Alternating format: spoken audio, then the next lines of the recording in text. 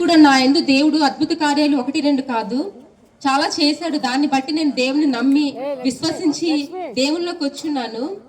అయితే ఏంటంటే నాకు దేవుడు ఏంటంటే చేశాడు, నా బిడ్డల విషయం నాకు దేవుడు మంచి గొప్ప కార్యం చేశాడు.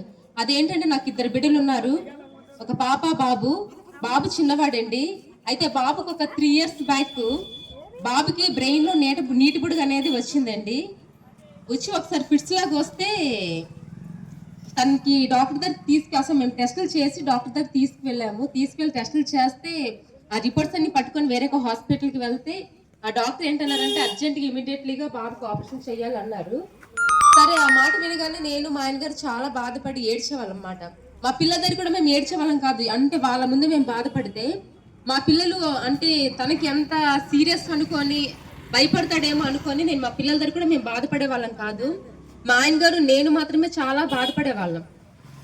అయితే ఇంకా లాభం లేదనుకొని అలా చాలా బాధపడి వేరే హాస్పిటల్కి తీసుకెళ్ళాము. వాళ్ళు కూడా సేమ్ అలానే అన్నారు, ఆ బాబుకి అర్జెంట్గా హాస్పిటల్ ఆపరేషన్ చేయాలని చెప్పారు. అయితే చాలా మంది చుట్టూ ఉన్న వాళ్ళు చాలా మంది ఏంటన్నారంటే ఇవి చాలా డేంజర్, ఆపరేషన్ చేసిన 50-50 ఛాన్సెస్ ఉంటాయని కొందరు ఆ ఛాన్సెస్ కూడా ఉండవని కొందరు, ఇలా చాలా మంది చాలా రకాలుగా భయపెట్టేవారు అనమాట.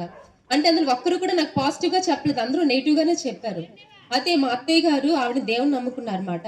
ఒకసారి నాకు ఫోన్ చేస్తే నేను ఇంకా ఏడ్చుకుని ఇలా చెప్పాను, అత్తయ్య ఇలా బాబుకి ఇలా అయింది అత్తయ్య, చాలా మంది ఇలా అంటున్నారు, డాక్టర్ గారు కూడా ఆపరేషన్ చేయాలంటున్నారు అత్తయ్య అనేసి చెప్పానమాట. అయితే వెంటనే ఆవిడ మాట్లాడితే, నువ్వు భయపడకమ్మా, దేనికి భయపడకు, నువ్వు ఒకసారి ఒంటరిగా ఏడ్చుకుంటూ కన్నీడు ప్రార్థన చేస్తూ దేవునికి తండ్రి యేసయ్యకి ఒక్కసారి నీ మొరపెట్టి నీ బాధ అంతా చెప్పమ్మా, నువ్వు నీ మనసులో ఏ బాధ ఉందో చెప్పమ్మా, ఒకసారి చెప్పి మాట్లాడి అప్పుడు వేరొక హాస్పిటల్కి వెళ్ళమ్మా, ఫస్ట్ చేయవలసిన విధమ్మా నీ బాధ అంతా తండ్రి అని యేసు ప్రభుకి చెప్పమ్మా అని చెప్పారు ఆవిడ. ఆ నెక్స్ట్ డే నేను ప్రేయర్ చేశాను వెనక, అంటే మా ఇంట్లో సింగిల్ గా నేను కన్నీటి ప్రార్థన చేశాను అనమాట. మోకరించి కన్నీటి ప్రార్థన చేశాను. అయ్యా, నేను మీకు ఎప్పుడు నేను మొరపెట్టలేదు, నా బిడ్డ నిమిత్తం మిమ్మల్ని ప్రార్థిస్తున్నాను దేవా తండ్రి, దయచేసి నా బిడ్డ, నాకున్నది 2 బిడ్డలు దేవా తండ్రి, బిడ్డలకి ఏమైనా అయితే మనం భరించలేమండి, మనకున్నది ఆ బిడ్డలు, మన ప్రాణమైన మన ఏదైనా సరే, మన ఆస్తులేని అపాస్తులేనని మన బిడ్డలే.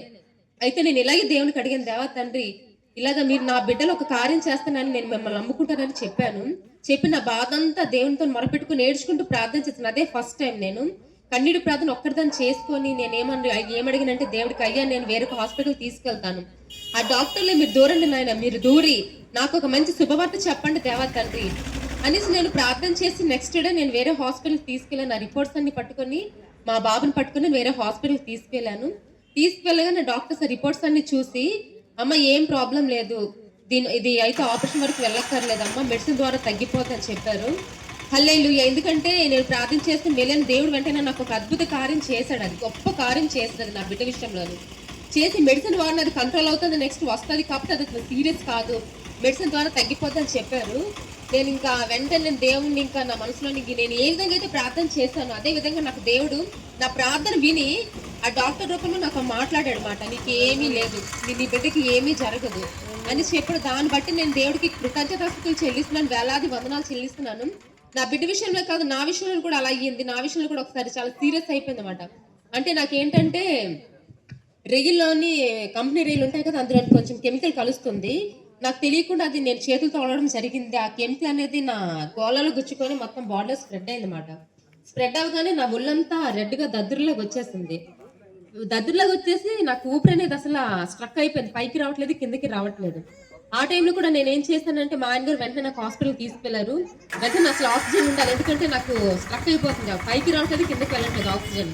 ఆ వెంటనే కూడా నేను అడిగిన మాట తండ్రిని, దేవా తండ్రి నా ప్రాణం పోతుంది అంటే, నాకు 2 బిడ్డలు, నా భర్త, వాళ్ళ పరిస్థితి ఏంటి అనుకుని నేను వెంటనే మొరపెట్టుకున్నాను. నా ప్రార్థన వెంటనే దేవుడు ఆలకించాడు. వితిన్ 2 minutesలోని వెంటనే హాస్పిటల్కి వెళ్ళడం, అక్కడ ఆక్సిజన్ కూడా అందడం జరిగింది.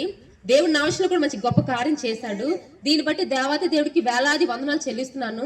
మా అబ్బాయి విషయంలో మాత్రం 1, 2 కాదు, చాలా సార్లు మాట ఇలాగ చాలా కార్యాలు చేశాడు. అంటే ఆరోగ్య విషయంలో చేశాడు. మనకి ఏంటంటే ఆస్తులు, అంతస్తులు, బంగారం అవి కాదండి, ఇంట్లో శాంతి సమాధానం కావాలి, మన బిడ్డల ఆరోగ్యం కావాలి, ఇది మనకి కావాలి.